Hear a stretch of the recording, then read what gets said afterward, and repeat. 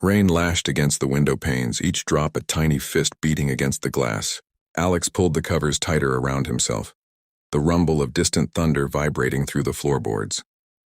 Sleep was a distant shore he couldn't seem to reach. He was adrift in a sea of darkness and anxiety, the storm outside a perfect mirror for the tempest in his own mind.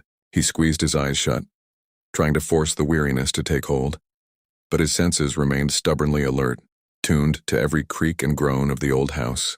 It was in one of these quiet moments between the thunderclaps that he heard it, a sound so faint it was almost lost to the wind. A whisper, thin and distorted, seemed to slither through the crack under his bedroom door. It was a dry, rustling sound like dead leaves skittering across pavement, and it shaped a single familiar word: his name. Alex. He froze, his breath catching in his throat. Was it just the wind?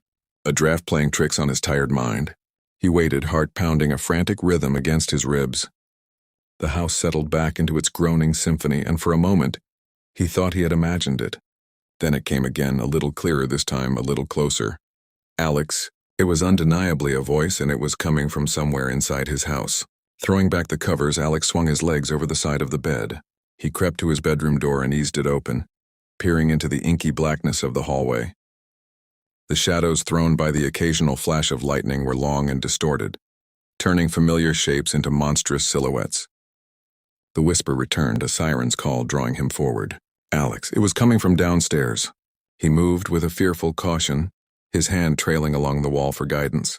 Each step was a deliberate, silent placement of his foot as he descended the staircase, the air growing colder, mustier. The voice led him past the living room, past the kitchen, and towards the heavy oak door that led to the basement. It was from behind that door that the whisper now emanated, clearer and more insistent than ever. His hand trembled as he reached for the cold brass doorknob. The voice was now a constant, chilling presence in his ear, a sibilant hiss that seemed to bypass his ears and speak directly into his mind. Alex, he had urged, beckoning him from the darkness below. He pulled the door open, revealing a set of steep wooden stairs descending into absolute black. The whisper was loudest here, originating from the far corner of the subterranean room. As his eyes adjusted, he could make out the hulking shape of an old, forgotten wardrobe.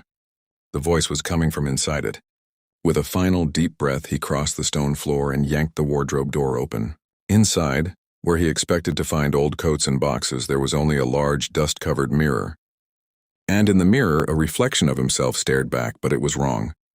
This version of him was twisted, its neck bent at an unnatural angle, and a wide, predatory smile stretched its lips. Alex stood paralyzed, a scream caught in his throat. His own face, but not his own.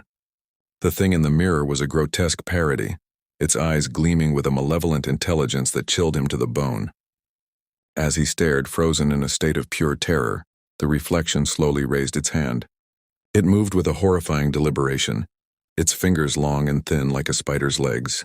The hand pressed against the glass from the other side, the mirror's surface seeming to ripple under the pressure, as if it were not solid glass at all, but a thin membrane separating two worlds.